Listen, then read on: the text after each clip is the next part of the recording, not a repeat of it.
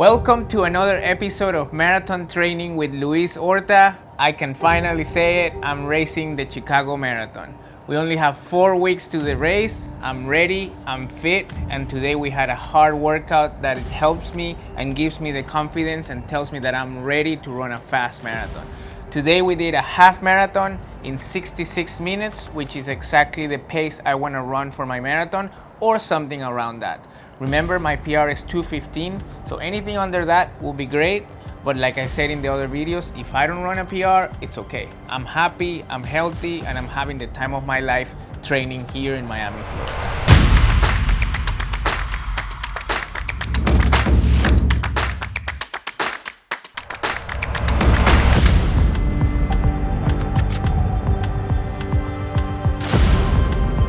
All right, so the cat is out of the bag. I'm doing the Chicago Marathon. Today's a very important training.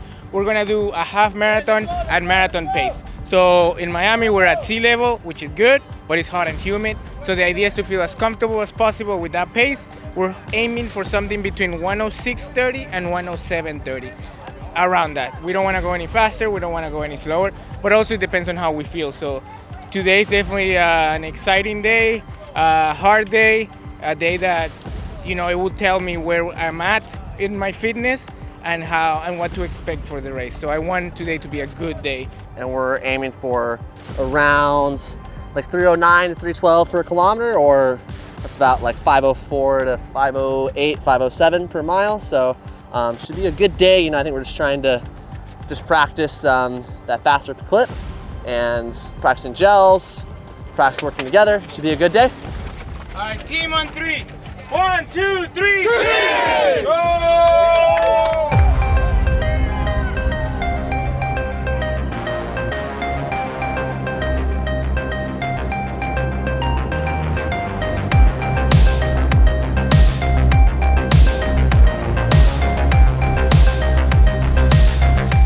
We are 4 weeks out to the marathon. This means I'm only gonna do 2 more weeks of hard volume, hard training, and then 2 weeks of taper. Basically, I'm ready. I already feel fit, I'm healthy, which is the most important part for me, and I'm able to run a solid amount of miles during the week. I'm doing about 100, 110 at the most, and sometimes even 90 something. Why? It sounds like an excuse, but Miami is hot, it's humid, and there's a lot of pavement.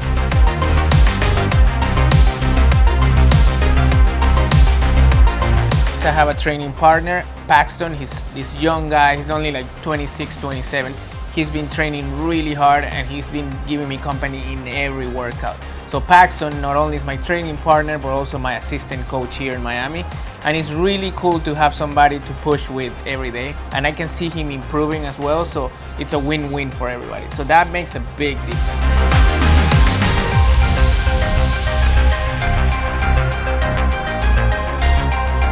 Second, here we are at sea level.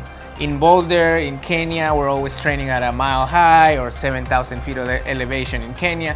So here in Miami, sure, it's hot, it's humid, but you can run faster because you're at sea level, and then you can recover faster. And this is the first time in my 35 years of life that I actually do a training cycle at sea level.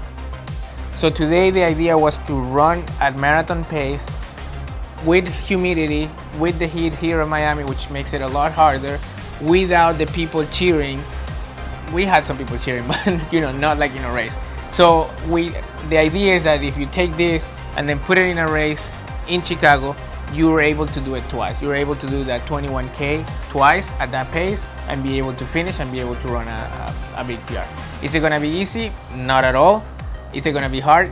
100%. Is it doable? Yes, it's very doable. So for today, we started at 310 per kilometer. Then from there, we ran a couple 309s, 305, 306. It depends on the route. Sometimes you go a little bit down and we kind of use that to run a little bit faster. So if I run a 305, 306, it's like, okay, cool, because we're putting time in the bank. But if we run 312, it's like, okay, let's kind of like hustle because we don't want to lose that time. And then we always know we have some time in the bank, so it's like, okay, we're good here, we're good here. And what we do is Paxton takes the lead for 1 kilometer, and then I take the lead for the other kilometer. And then we go like that, 1K each, 1K each. and it's a fun way of helping each other. It keeps you like alert and awake, because every kilometer you have to make the move. And it helps the other person to rest a little bit, because when you're behind somebody, they're kind of like blocking the wind for you, they're keeping the pace for you, so you're resting. It feels good physically and mentally, so it's a good way to help each other.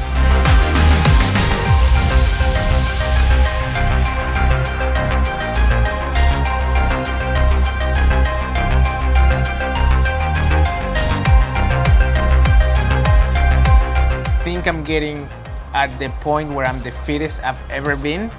And if I'm the fittest I've ever been, why not race the fastest race that I've ever raced, correct? So that's the goal. We did this workout and it was a 1:06 half marathon, which is 2:12 marathon, right? And that's 3 minutes under my PR. It wasn't easy. When we finished, Paxton was like, oh, that was so easy. It wasn't easy for me. It was definitely hard work. But I mean, the marathon is supposed to be hard work. So can I do that twice? The answer is I don't know, but I'm gonna give it a try.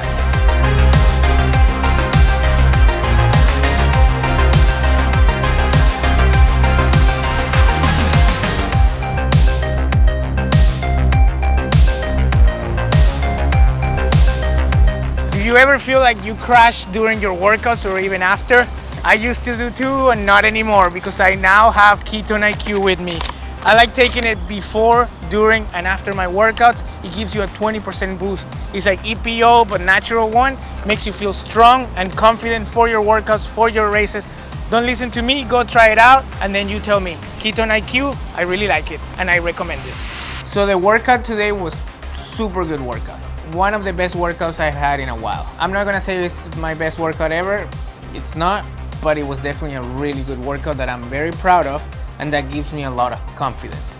So the idea was to run at 3:09 per kilometer, 3:10 per kilometer is what we said, and we ended up running 3:09, which is 5:04 per mile. We wanted to run 5:05 per mile. So that gives me 1:06.11. It was 21 kilometers, so add 20 seconds to that, 1:06.30 maybe.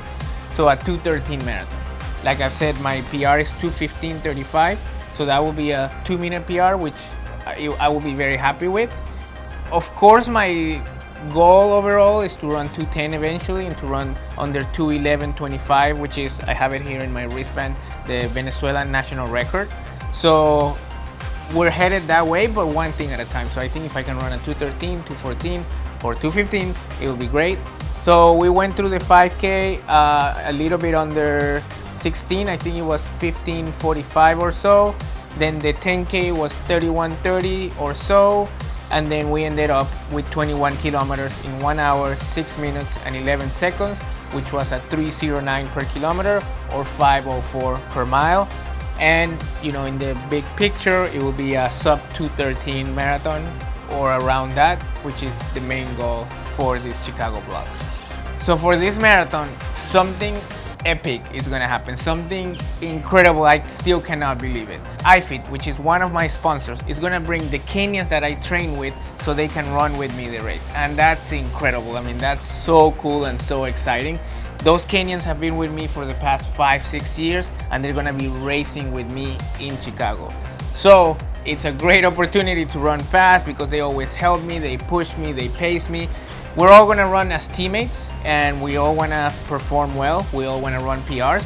So I think it's gonna be the perfect scenario to run fast and to have a good race.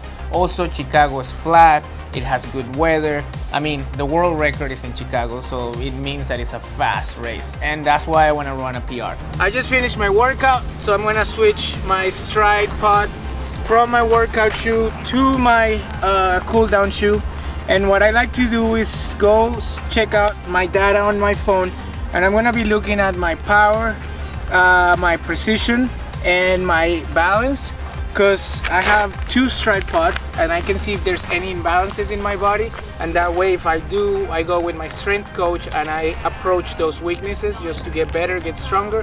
So with Stryd, more data, that will help me get better. That little percentage can make you the high performance athlete that you want to be.